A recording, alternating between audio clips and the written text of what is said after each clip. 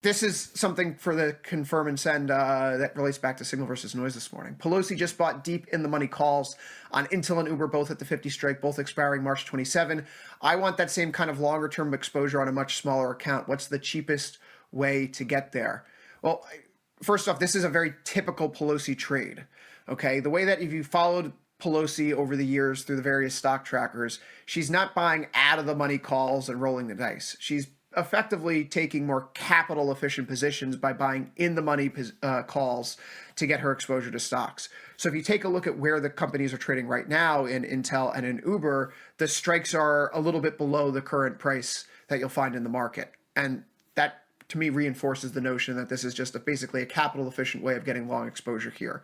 So to that perspective, Liz, anyone can do that. You don't need to buy as many call options as Nancy Pelosi's doing here, but you could go out to the March 27 50 strike in Uber and purchase one of those contracts. You could also do it in a risk-defined way where maybe you're looking at as buying a call spread here that's in the money. But there are ways to do this on a smaller account size to kind of mirror what some of these, I'll say, more famous traders are doing, even if those traders are politicians. Okay, so I agree with this. Now, it's pretty funny because my brother calls me all the time whenever a politician is doing something, and I was like, we can do this in your account. I actually help him out a lot on this. So Nancy Pelosi, let's just take Uber, for example. It's a $25 stock, right? Or it's a $25 option. She's clearly not watching Tasty Trade because there is a way more cost-efficient way to be long going into March of 2027. As long as you're an active trader, you can do it on a nearer term basis and just kind of follow it up. So she's spending $2,500 on an option that does have extrinsic value. Once again, that's a set it and forget it. But if you are a tasty trader, you can legitimately do, like I know the boys on the show before us, they'll do diagonals. You can do short-term diagonals and just keep ratcheting them and keep going with them. So to that effect, if you wanted to get long Uber, open up the July. Let's open up the July. You could sell the 77.5 call, which is out of the money. And then you're going to go a month out, maybe 2 weeks out. So sell that and then go, yeah, there you go. And buy the at the monies and then buy the 75s. So here you're going to outlay $290 and you're going to have the profit potential to the upside. But this has to be a lather, rinse, repeat. You have to. So she's spending this because she's not a tasty trader. Tasty traders know how to get long and know how to each month manage it. I mean, the other way to do it is just sell at the money puts and keep going up with it. It's a very cost-effective way to do it. Tasty Nation knows how to get long.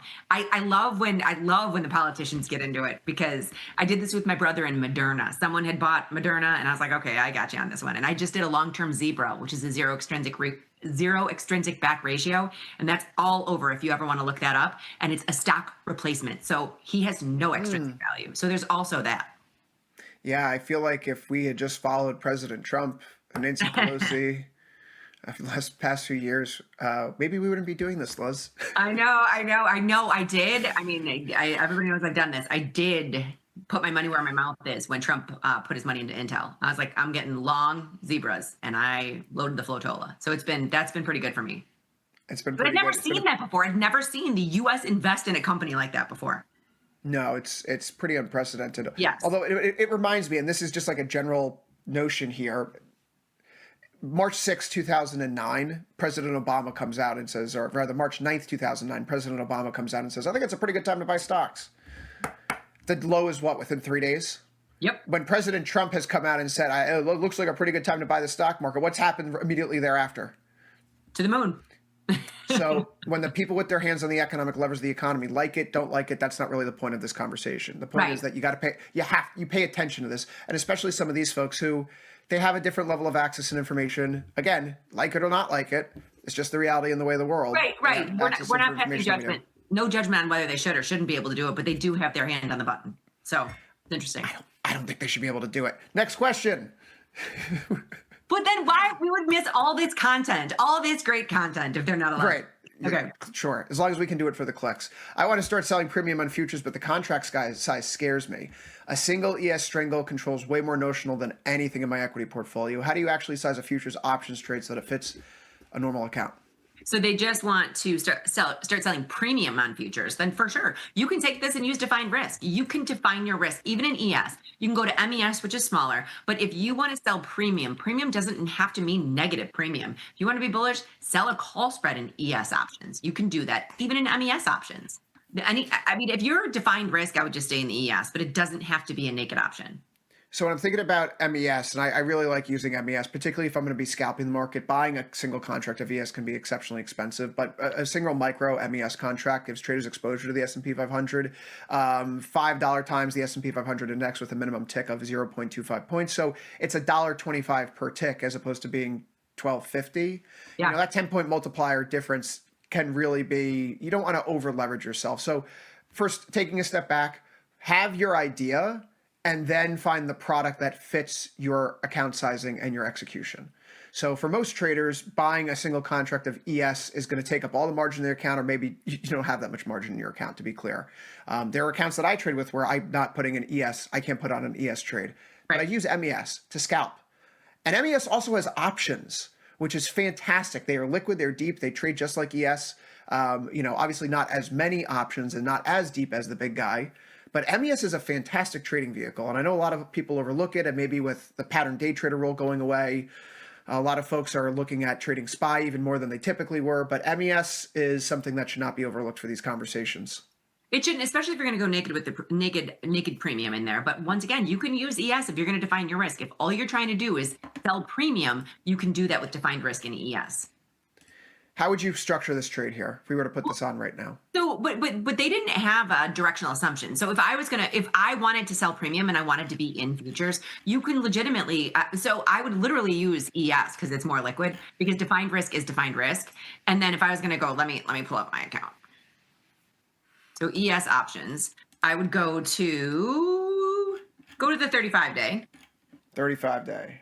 35-day, go to the expected move for the cycle. You're in ES. I would probably sell the 7150, 7100. You're using 7150, 7100. I'm selling it for $8, which is, you've got to cut that in half, which is $4.40, and I'm only using $1,300 to do it. So if I wanted to scalp and I'm selling premium in this, that was what their question was. I do think you have to have a very large account size to go out and buy or sell ES futures. Oh. And especially overnight margin. But if you're looking for premium in futures options, it's there if you define your risk. You can make it as wide or as narrow as you need. So I threw in the 7150, 7100. It's $50 wide, which is 25 points wide. You're getting $440 by only putting up $1,300.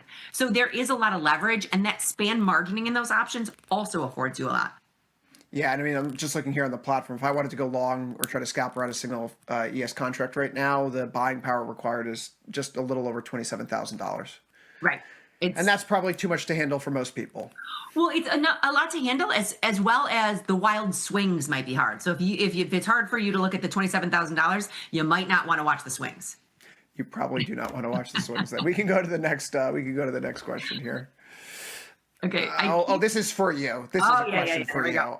I'll read this for you. I keep seeing traders use Jade lizards and big lizards, but I've never understood when those are better than just selling a strangle. What's the specific situation where a lizard setup actually gives you a real advantage? Okay, well, I'm gonna get on my soapbox right here, because I feel like it gives me an advantage all the time, in my personal opinion. So I've been trading for 30 years, and my biggest losses have been, well, I should say, minus oil, my biggest losses have always been to the upside when I'm selling just a straight up call and a strangle, right? So those are the ones that it's hard because it's a double-edged sword. So technically with the skew, as something goes up, your volatility gets sucked out of it, so it's even harder to defend. So you can use a Jade lizard as a strangle proxy, right? So you can make your Jade lizard, your call side on a Jade lizard as wide or as narrow as you want, and then sell that put, because it takes advantage of vol skew, meaning that you're selling just a naked put and you're selling that call spread. So you're buying the least expensive volatility option on the board by defining your risk to the upside. I like Jade lizards where it covers the call spread, but it doesn't necessarily have to do that. So the advantage of the Jade lizard versus a strangle has a massive advantage. And they've done study after study, our old research team has, saying month after month, if you're doing a Jade lizard or a strangle, the strangle winds up giving an advantage mechanically. So you're setting up your Jade Lizard, you're selling an out of the money put, and you're selling an out of the money call spread. Yes, where technically, by all specific examples, the call spread width should be covered. So if we're doing this in ES here, how would you set up this trade? So, generically what we would do is go to about, let me pull it up in ES. What cycle are you in? You're in the 35-day. Okay. 35 days. So go to, I'm going to sell the 67.75, 7,700. So that is what, $25 wide and $6. And so then all I have to cover is go down and sell a put for $20. So I would sell the. Oh, sorry. I got that backwards. Can you start over 70? Sure. So I've got, now granted, in ES, it's going to be expensive because you have that naked component in there. But if you are on the top side, sell the 76.75. So expected move of the cycle, 7,700, and then buy the 7,700. It's right, the strike right above it. There you go. Yep. So you're getting about $6 for that. Then you go down and you're going to try to find a put that'll cover the distance. So this is how wide it was. I went to the 6,800. 6,800. So, and selling that put. Now, if you notice, there's lots of premium there. You are out of the way of the expected move to the downside. You've got a call spread to the upside. And if you scroll up, Chris, can you scroll up to the calls? You'll notice there is zero risk to the upside. You don't care where this goes. You don't care where it goes. What's the type of volatility environment we were talking about the butterfly yesterday, right? In a high, you put that on in a high volatility environment. That's they're cheaper in a high volatility environment. Butterflies they trade cheaper in a high volatility environment. This is, if you would put on a strangle, I would recommend everyone look at a Jade Lizard instead, because by the nature of how vol skew works, if you were to look at a real skew, like if you change this to implied volatility, you'll notice that implied volatility gets less expensive as the strike gets higher and higher. So the one that the strike that you're buying has the least amount of volatility on the board versus just the strangle. So if you try to, everyone wants to define their risk to the downside, but that does not work with vol skew. That's why the Jade Lizard works on so many levels, because it works in a neutral to bullish environment where it gives you a lot of room to be wrong. It is strangle-esque. It is very strangle-esque.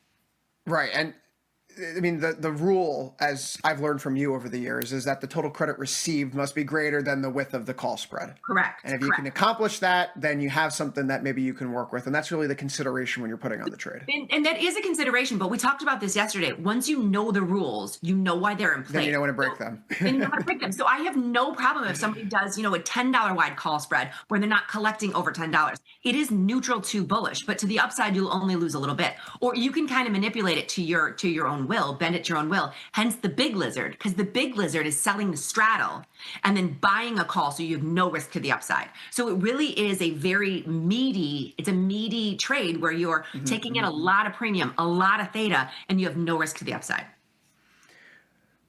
Do we have any more questions here, Laura? Time for one more? I think we got one more. What are our producers? Let's do one more question here. We got time for it. Okay, I'll read this one. I want to be long stock through options, but buying calls bleeds theta and selling puts caps my upside at the credit. Is there a structure that gives me real upside participation without paying full price for it? Can I answer this? Yeah, I mean, it feels like they want to put on a synthetic long. I would honestly say a zero extrinsic back ratio. You sell. Can we jump in? I gotta show this. Jump into the platform real quick. Go to anything, just not a futures option. Apple, fine. Open up the trade page. Okay, so if you're going to buy Apple in a margin account, how much is that? Want to buy some stock here? Yeah, so 13,000 in a margin account. There you go. So in order to, I want to control 100 shares of stock without burning through the extrinsic, capping my upside or paying extrinsic value. Now do me a favor, open July, just because I can see that one the best. And sell 150 delta call. So sell the 275. And then go down in the same call side and buy two. What are you getting extrinsic value there? Buy two 265s. 265s? Yeah, two of those? Two of them. And how much are you paying there? $22.60. 2260. So instead of $13,000, we are controlling anywhere to the upside. You did not cap your upside for $2,200. You control 100 shares of Apple in a defined risk manner without paying any extrinsic value. Now you only have 22 days to do this. You can do it farther out in time, but either way, you will find it is a fraction of going out and buying that stock in a margin account. I like a sixth of the cost. At like a sixth of a cost, correct. Now, the farther out you go, say you want to own it for a year, it's going to be maybe a half of the cost, but it will still be cost effective. And that's really the beauty of these options, and that's why we use them. Capital efficiency, cost efficiency. You don't need to have the big balance sheet to express your views in the market. You can structure these trades in a way that allows you to dip your toes in the waters, and you don't need to be at a hedge fund to get it done. Yeah. So Liz, thank you as always for getting through these, and I'm so glad we had a Jade Lizard question. I like that we had a zebra. Zebras and lizards were both invented by me. So no, you're like the singular person that I associate with these trading strategies, even from before I got to Tasty. I have to give credit to me and Jenny. We both The do. suggestion is Cheers. Well, hey, listen, we are finishing up here. We have more great Tasty Live programming coming at you next. Gus and Errol waiting in the wings right around the corner. You're watching Tasty Live. Thanks, Chris. See you tomorrow.